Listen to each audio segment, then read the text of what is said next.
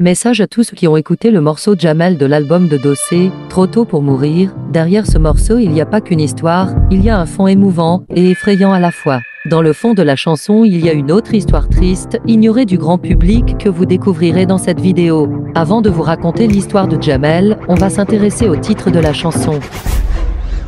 Tout d'abord, Jamel est une personne qui existe vraiment, la chanson de Dossé n'est pas une histoire fictive. Jamel est un des proches de Dossé, qui a eu le malheur d'être présent lors des attentats du 13 novembre. Maintenant que vous savez d'où vient le titre Jamel, je vais vous expliquer et vous détailler en profondeur comment la vie de Jamel a basculé en l'espace de quelques secondes.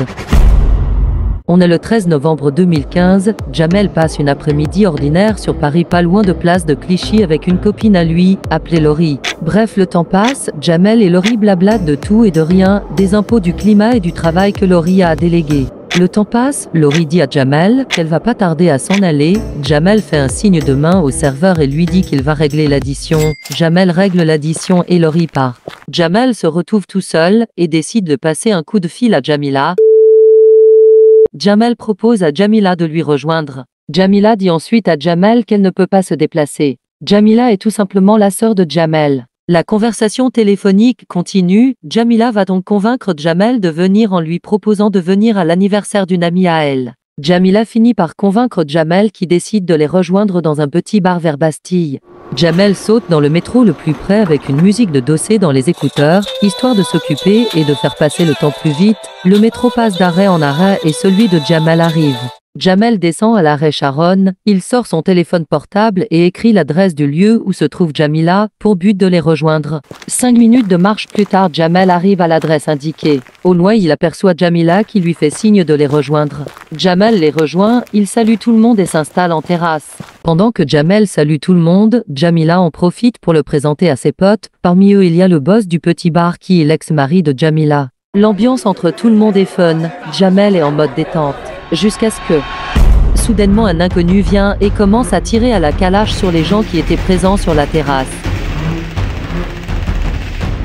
Je pense que vous vous doutez bien de la suite. Les gens crient, se mettent à courir, hurlent de peur, ceux qui peuvent s'abritent sous les porches qui sont présents sur les lieux. Quand l'auteur des atrocités a commencé à faire feu sur les gens présents, beaucoup ont été touchés. Parmi les gens qui ont été touchés, il y a Jamel, qui se prendra une balle qui le laissera au sol et qui l'empêchera de se relever. Allongé au sol, incapable de se relever, Jamel voit sa chair, ses os et se rend compte qu'il a le bras en pièces.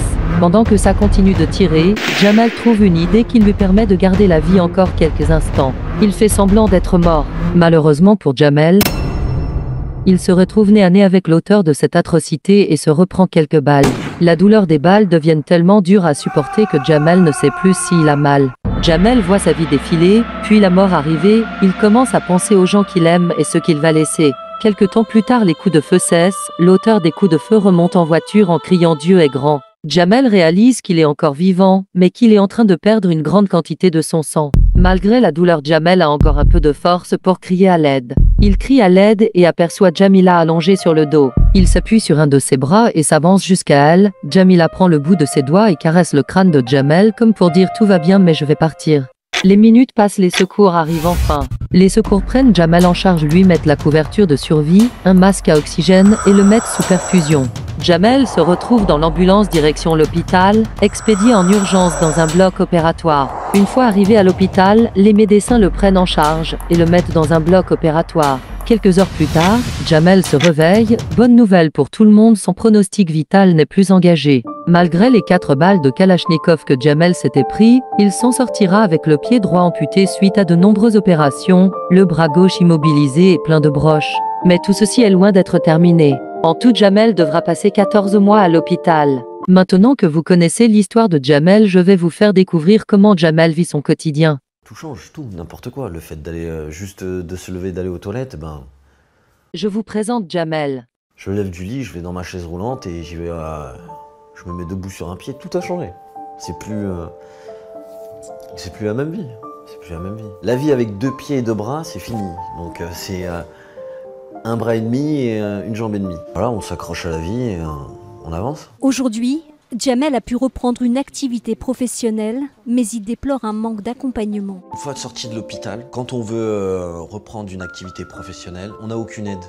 Ça veut dire on n'a aucun accompagnement, on ne sait pas comment faire. J'aurais voulu avoir une personne qui puisse me dire voilà, on va faire comme ça, pour que tu puisses rentrer dans le circuit professionnel. Mais du coup, il n'y a pas. Son activité professionnelle ne lui permet pas encore de toucher un salaire. Pour vivre, Jamel perçoit uniquement chaque mois un peu moins de 900 € d'allocation aux adultes handicapés. Son corps a été brisé le 13 novembre 2015.